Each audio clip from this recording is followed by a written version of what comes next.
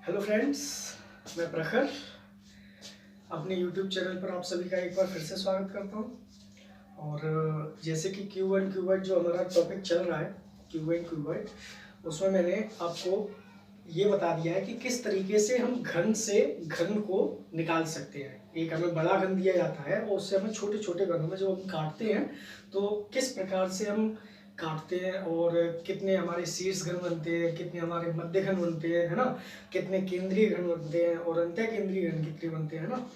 ये सारे मैंने आपको कॉन्सेप्ट बता दिए हैं और इनके मैंने आपको फॉर्मूले भी लिखा दिए थे, है ना। और हर वीडियो के बाद मैं अपने आप लोगों को होमवर्क देता हूँ। और होमवर्क में मैंने कल आपको एक क्वेश्चन दिया था जो आपको व्हाइट बोर्ड पर दिखाई भी दे रहा होगा, तो आज मैं उसको सॉल्व कराता हूँ। देखते हैं इसका सही आंसर क्या होता है ना। क्वेश्चन है, एक बड़ी को एक बड़ा ठोस घन इस शर्त पर दिया जाता है कि वह इसे छोटे छोटे घनों में परिवर्तित कर दे तथा इस क्रम में घन का कोई भी टुकड़ा शेष नहीं बचे। ठीक है, उसे मजदूरी के रूप में 7.50 यानी 7.5 रुपये उसे दिए जाते हैं। एक कटाई पर उसे 7.5 रुपये मिल रहे हैं और इस प्रकार वो है कुल 135 रुपये मजदूरी के रूप में प्राप्त करता है और उसने टोटल 135 रुपये कमाए। ठीक, बताएं कि उसने कितने छोटे घन बनाए। हमें क्या करना है, हमें सबसे पहले तो आप ये देखिए कि उसने एक कटाई पर कितने रुपए मारा है। एक कटाई पर उसने कितने रुपए मिल रहे हैं उसे 7.5 रुपये। देखिए, एक कटाई पर रुपए कितने मिल रहे हैं 7.5 रुपये और कुल मजदूरी उसकी कितनी है, कुल मजदूरी है उसकी 135 रुपए की। ठीक है, यानी उसने कुल 135 रुपए कमाए हैं और एक कटाई पर जब 7.5 रुपये मिल रहे हैं उसे, तो हम यहाँ से क्या निकाल सकते हैं, कटाई की संख्या निकाल सकते हैं। अगर मैं यहाँ से देखूं तो उसने कुल कटाई कितनी की, तो कुल कटाई यहाँ से हमारी आ जाएंगी। आप क्या करेंगे, 135 में आप 7.5 का दे दो भाग, और जब आप 7.5 का भाग दोगे तो पॉइंट हटाओगे, यहाँ 0 बढ़ाओगे, 15 से इसको काटूंगा 5 बार, 15 75 और 135 को काटूंगा 90 बार। ठीक है, 5 से मैं इसको काटूंगा कितनी बार, 18 बार। यानी कि उसने कुल कितनी कटाई की, 18 कटाई की। ठीक है ना। जब उसने कुल 18 कटाई की है तो मुझे ये पता है जो घन होता है वो त्रिविमीय आकृति का होता है, यानी उसमें लंबाई चौड़ाई और ऊंचाई होती है। ठीक है ना। अच्छा, और जितनी कटाई उसने लंबाई पे की होंगी उतनी चौड़ाई पे की होंगी और उतनी ऊंचाई पे की होंगी, है ना। तो जब उसने टोटल 18 कटाई की है तो मैं यहाँ से एक भुजा पर कटाई निकाल सकता हूँ। देखिए, एक भुजा पर कटाई, एक भुजा पर कटाई कितनी आ जाएंगी, 18 में आप 3 से भाग दे दो। जब मैं 3 से भाग दूंगा कितना आ जाएगा, 6। यानी कि उसने एक भुजा पर कितनी कटाई की, 6। अब मैं ये थोड़ा नीचे ध्यान नहीं दे रहा हूँ, ऊपर से साफ कर देता हूँ। तो देखिए जरा, जब उसने एक भुजा पर कटाई की है 6। अब एक बात समझिए, मैंने सबसे पहले आपको मैंने बताया था, जैसे एक लाइन थी ए बी, एक लाइन थी ए बी। ठीक है, दिखाइए। सबसे पहले मैंने आपको बताया था जिसमें एक लाइन थी ए बी, है ना। और ए बी लाइन पे अगर मैं कटाई की संख्या करता हूं 2, 1 2, अगर मैं 2 कटाई कर रहा हूं तो पार्ट कितने बन के आ रहे हैं, 3 पार्ट बन के आ रहे हैं। अगर मैं 3 कटाई करता तो पार्ट कितने बन के आते, 4 पार्ट बन के आते। अगर वो कटाई 6 कर रहा है तो पार्ट कितने बन के आएंगे, कितने बन के आएंगे, 7। यानी कि तो कुल खंड किस पर, एक भुजा पर, एक भुजा पर कुल खंड, यानी कि ये n हो गया मेरा, n कितने के बराबर हो गया, 7 का, 7 के बराबर हो गया। एक कटाई, एक भुजा पर कटाई हो रही है 6, तो एक भुजा पर कुल खंड हमारे कितने बन के आए, 7। तो यहाँ से अब मैं कुल घन बता सकता हूँ, मेरे कुल घन कितने बन के आ जाएंगे, मैं कर दूंगा 7 की पावर 3, कितना आ जाएगा, 343। और इससे यहाँ हमारा जो क्वेश्चन होगा ऑप्शन नंबर 2 मेरा सही होगा। क्लियर है, समझ में आया भाई? कुछ नहीं है क्वेश्चन में भाई, एक बढ़ई था, बढ़ई को क्या किया गया, एक कटाई पर 7.5 रुपए दिए जा रहे थे और उसने क्या किया, उसे कुल मजदूरी 135 रुपए मिल रही है। तो यहाँ से मैंने कुल कटाई निकाली, कुल कटाई मेरी कितनी निकल के आई, 18। अब 18 कटाई की है उसने घन काटने में की है, यानी कि घन जो हमारा होता है वो त्रिविमीय आकृति का होता है। ठीक है, लंबाई होती है, चौड़ाई होती है, ऊंचाई होती है। जितने कट उसने लंबाई पे लगाए उतने ही चौड़ाई पे लगाए होंगे और उतने ही ऊंचाई पे लगाए होंगे। तो मैंने उसमें 18 में क्या किया, 3 से भाग दे दिया 6, यानी कि एक भुजा पर कितनी कटाई की, 6। जब एक भुजा पर आप 6 कटाई करोगे तो खंड कितने बन के आएंगे, 7। जो खंड होते हैं वही मेरे n के बराबर होता है, n बराबर मेरा बन के आया 7, यानी कुल घन का मैंने आपको फॉर्मूला वही बताया था, क्या होता है, n की पावर 3, 7 की पावर 3 कर दिया, आंसर आ गया 343। क्लियर है, आगे बढ़ते हैं इससे, है ना। अभी तक हमने क्या किया था, अभी तक हमने घन से घन काटे थे, है ना। अब हम घनाभ से घन काटेंगे। क्लियर, घन से घन काटने के लिए मैंने आपको बताया था कि जो मेरे शीर्ष घन होते हैं, वो टोटल कितने होते हैं, टोटल होते हैं 8। शीर्ष घन की संख्या मैंने हमेशा 8 बताई है। ठीक है, मध्य घन के लिए मैंने आपको फॉर्मूला लिखा दिया था, मध्य घन का जो फॉर्मूला बताया था वो क्या बताया था, 12 × n-2। इसके बाद मैंने क्या बताया था, केंद्रीय घन का फॉर्मूला मैंने आपको बताया था 6 × n-2 की पावर 2। और उसके बाद मैंने अंतः केंद्रीय घन के लिए मैंने बताया था n-2 की पावर 3। और कुल घन के लिए मैंने आपको बताया था क्या, n की पावर 3। ठीक है, ये मैंने क्या बताया है, घन से घन कैसे निकाले जाते हैं, है ना, घन से घन कैसे निकाले जाते हैं।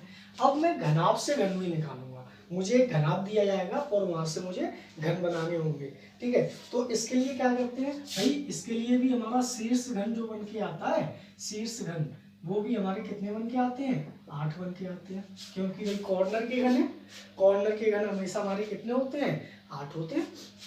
ठीक है, इसके बाद अगर मैं बात करूं मध्य घन की, तो मध्य घन की अगर मैं बात करता हूं तो देखो यहाँ पे मेरा क्या है, 12 × n-2 है ना। घन में हमें पता है, घन में सारी भुजाएं हमारी बराबर होती हैं। ठीक है, और घनाभ में क्या होता है, घनाभ में लंबाई अलग होती है, चौड़ाई अलग होती है और ऊंचाई भी अलग होती है। लंबाई भी अलग, चौड़ाई भी अलग और ऊंचाई भी अलग। यानी कि यहाँ से जो मेरा यहाँ पे जो मेरा n दिख रहा है, n, ये घनाभ में क्या चलेगा, n1 चलेगा, n2 चलेगा और n3 चलेगा। ठीक है ना। अब इस 12 को मैं 3 पार्ट में डिवाइड करता हूं तो मेरा कितना बन के आता है, 4।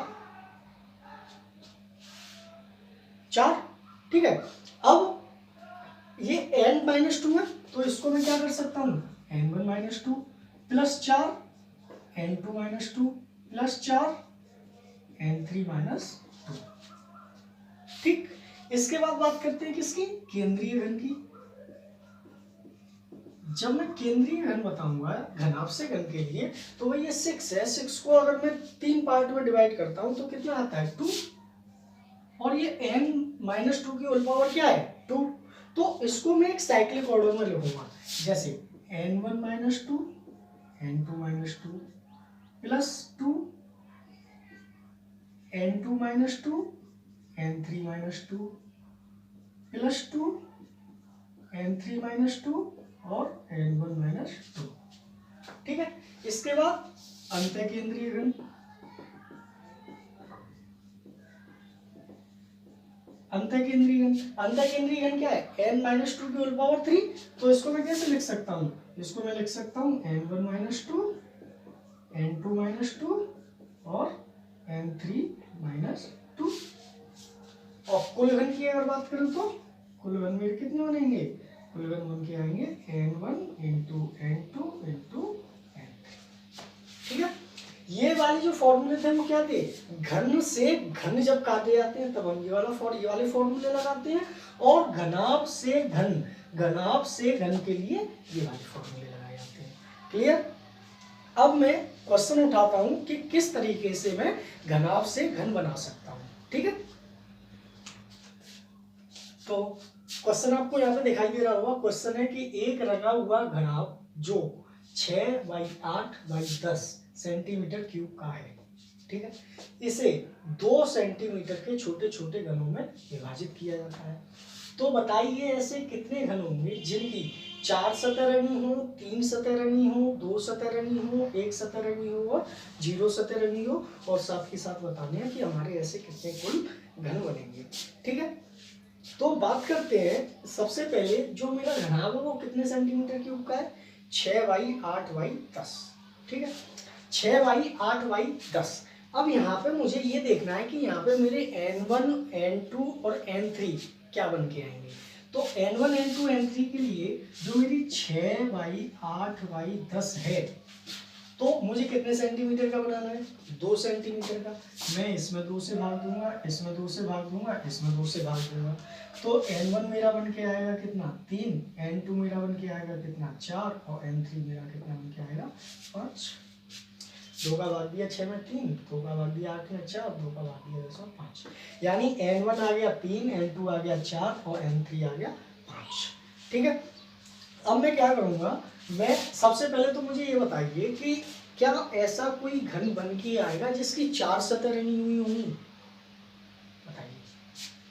नहीं ना, ऐसा कोई घन नहीं होगा जिसकी 4 सतह रंगी हो। इस वजह से इसका आंसर क्या बन के आएगा, 0 बन के आएगा, ठीक है।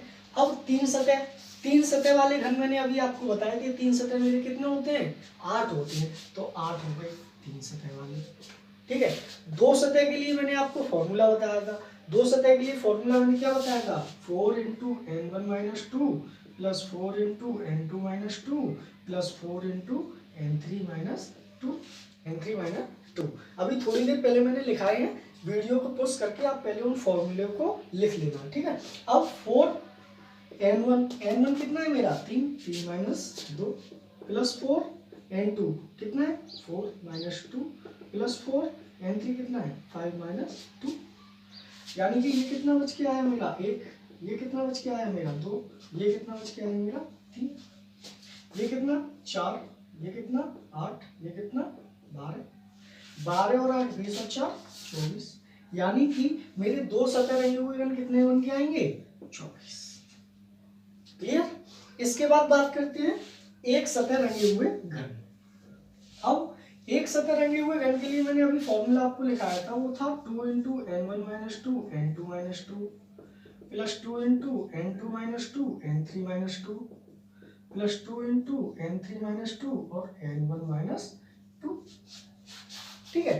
2 n1 कितना है, n1 3 - 2, n2 कितना है 4 - 2 प्लस 2 4 - 2 5 - 2 प्लस 2 5 - 2 और 3 - 2। ये कितना बन गया यार, 2 × 1 × 2 प्लस 2 × 2 × 3 प्लस 2 × 3 × 1।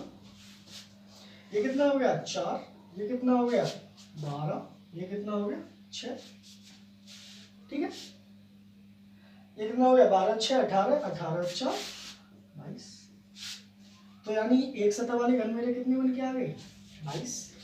क्लियर है ना। अच्छा, इसके बाद बात करते हैं कि 0 सतह रंगे हुए घन कितने होंगे। तो 0 सतह रंगे के लिए मैंने फॉर्मूला आपको क्या बताया था, फॉर्मूला था मेरा n1 - 2 n2 - 2 और n3 - 2, ठीक है।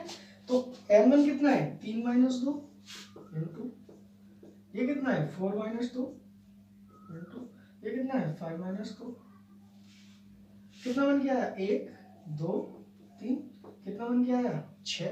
यानी कि 0 सतह रंगे घन मेरे कितने बन के आएंगे 6। क्लियर।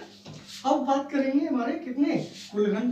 कुल घन के लिए मैंने फॉर्मूला क्या बताया था, n1 × n2 × n3। n1 कितना है 3, n2 4, मल्टीप्लाई कर दो 5 और 20 दिया 7। यानी कुल घन मेरे कितने बन के आ गए 7। अगर आप 8 24 22 और 6 को ऐड करोगे तो मेरा कितना आएगा आंसर 60। ठीक है, समझ में आया। कुछ नहीं है, केवल फॉर्मूलों पे डिपेंडेबल है। अब इसको मैं अगर मैं इस वाले क्वेश्चन को है ना डायग्राम बना के करता, पूरा का पूरा डायग्राम बनता हमारा घनाभ। फिर उसमें मैं कट मारता, कट करने के बाद फिर मैं ये चेक करता मेरे 4 सतह वाले रंगे हुए घन आ रहे हैं या नहीं आ रहे हैं, 3 सतह वाले आ रहे हैं या नहीं आ रहे हैं, है ना। तो इसमें हमारा टाइम ज्यादा वेस्ट होता। लेकिन ऐसे 2 सवाल हैं जिसमें हमें फॉर्मूले की कोई जरूरत नहीं पड़ेगी। इसके लिए क्या होता है कि उसमें जो हमारे सतह होती हैं, उसमें हमारी जो सतह होती हैं वो 4 सतह भी रंगी जा सकती हैं और 5 सतह भी रंगी जा सकती हैं।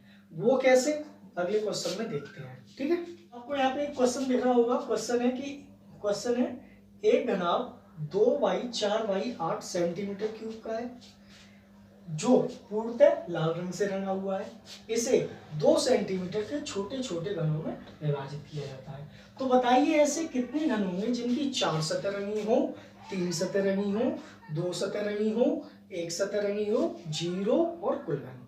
ठीक है, अब इस वाले क्वेश्चन को करने के लिए हमें डायग्राम की आवश्यकता पड़ेगी। वो कैसे पड़ेगी, क्योंकि जो यहाँ पर मेरा n1 और n2 और n3 बन के आएगा उसकी जो वैल्यू अगर मेरी 1 बन के आएगी, मान लो किसी भी n, जैसे यहाँ पे जो मेरी विमाएं दी गई है वो क्या दी गई है 2x4x8। अब मुझे 2 सेंटीमीटर में इसे काटना है, तो इसमें 2 से भाग, इसमें 2 से भाग, इसमें 2 से भाग, तो n1 मेरा कितना बन के आएगा, n1 मेरा बन के आएगा 2, n2 मेरा कितना बन के आएगा, सॉरी n1 मेरा बन के आएगा 1, n2 मेरा बन के आएगा 2 और n3 मेरा बन के आएगा कितना 4।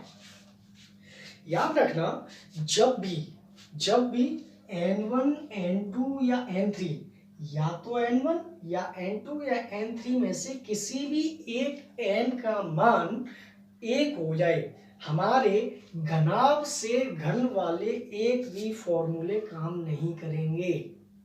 इसके लिए हमें केवल और केवल डायग्राम ही बनाना पड़ेगा। ठीक है, कैसे वो समझते हैं। देखिए हमें एक घनाभ दिया गया, ये मेरा एक घनाभ है, ठीक है, और ये देखो ये मेरा घनाभ है।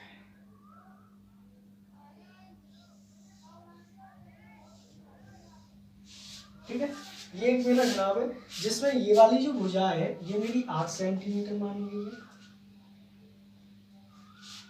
ठीक है, ये वाली भुजा है, इसको मैंने 4 माना है, इसको मैंने 2 माना है। ठीक, अच्छा अब मुझे क्या करना है,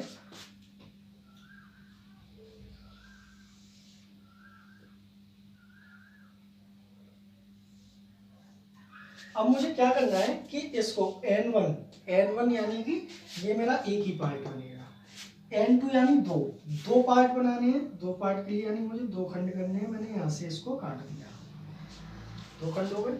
इसके बाद n3 में मुझे कितने पार्ट करने हैं, 4, यानी मुझे 4 पार्ट करने हैं। मैं कितने कट मारूंगा, 3, पहला कट मारा मैंने, दूसरा कट मारा मैंने और तीसरा। कितने पार्ट हो गए, 1 2 3 4। ठीक है, अच्छा अब अगर मैं यहाँ से 4 सतह रंगे हुए घन की बात करता हूँ, अगर मैं, आप बताइए अगर तुम ये वाला कोना उठाओगे, ये वाला कॉर्नर से ये वाला अगर आप घन उठाओगे तो यहाँ पे मेरी कितनी सतह रंगी होंगी, एक तो ये सतह रंगी होगी, एक ये वाली, एक ये वाली, 3, और एक इसके पीछे वाली होगी कि नहीं होगी भाई, एक ये और एक इसके पीछे वाली, कितनी हो गई, 4 सतह रंगी हुई होंगी कि नहीं होंगी। ठीक है, एक ये वाला घन होगा, ये वाला घन होगा, ये वाला घन होगा और ये वाला घन होगा, यानी कि 4 सतह रंगे हुए घन हमारे कितने बन के आ गए, 4 बन के आ गए। ठीक है, अब अगर मैं 3 सतह रंगे हुए घन की बात करूं तो 3 सतह रंगे हुए घन मेरे कितने होंगे वो भी चेक कर लेते हैं। अगर मैं ये वाला घन उठाता हूं तो यहाँ पे एक ये सतह और एक इसके पीछे सतह होगी, वो रंगी होगी। ठीक है, तो एक ये रहा घन, एक ये रहा, 2, और अगर मैं इसकी बात करता हूं तो एक यहाँ ये वाली सतह रंगी होगी, एक इसके नीचे रंगी होगी और एक पीछे की साइड रंगी होगी, तो 2 घन ये, तो टोटल कितने हो गए, 4, यानी 4 सतह रंगे हुए घन भी मेरे 4 बन के आ गए, 3 सतह रंगे हुए घन भी मेरे 4 बन के आ गए। अब मैं 2 सतह वाले की बात करता हूं तो ऐसा कोई घन है, आपको यहाँ पे दिखाई दे रहा है कि ऐसा कोई घन है जिसकी 2 सतह रंगी हुई हो, नहीं है, कितना आएगा 0, एक सतह वाला भी कोई नहीं है, जीरो सतह वाला भी कोई नहीं है। और कुल घन की अगर मैं बात करता हूँ तो मुझे ये पता है n1 into n2 into n3। तो अगर मैं इनका आपस में मल्टीप्लाई करता हूँ तो कितना बन के आता है 8। तो देखो 4 और 4 8। ठीक है, समझ में आया। अब 5 सतह कैसे रंगी जा सकती हैं उसे भी देख लेते हैं।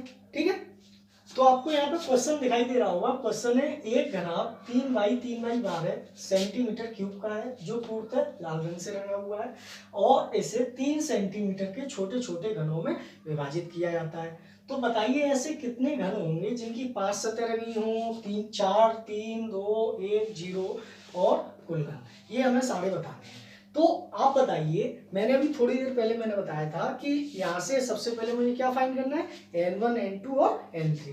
तो n1 मेरी जो विमाएं दी गई है वो कितनी है 3y12 और कितने सेंटीमीटर का घन बनाना है मुझे 3 सेंटीमीटर का बनाना है। तो n1 की वैल्यू कितनी आएगी 1, n2 की वैल्यू भी 1 और n3 की वैल्यू 3 4।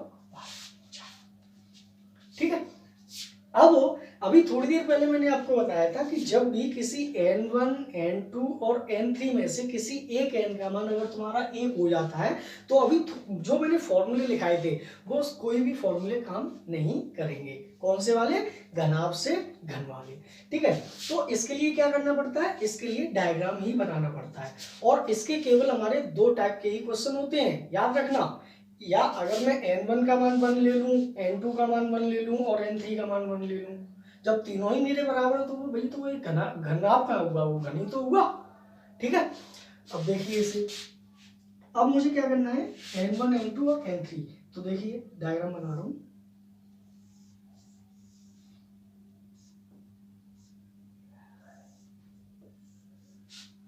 ठीक है, ये मेरा कितना 12 सेंटीमीटर माना, ये 3 मान लिया, ये 3 मान लिया।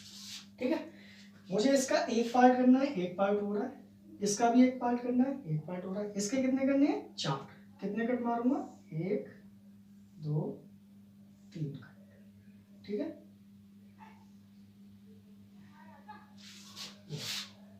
अब आप मुझे बताइए अगर मैं ये वाला घन उठाता हूं तो इसकी कितनी सतह रंगी हुई होंगी, इसकी सतह रंगी होंगी 1 2 3 और एक इसके पीछे 4 और एक इसके नीचे 5।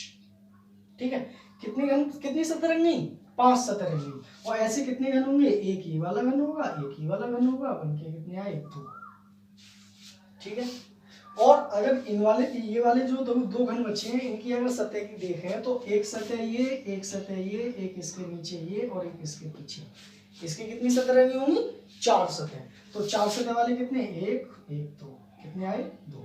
3 सतह वाला कोई होगा नहीं, 2 सतह वाला भी नहीं होगा, ये भी नहीं होगा। और कुल घन n1 into n2 into n3 कितना आएगा 4। देखो 2 2 4। ठीक है, समझ में आया।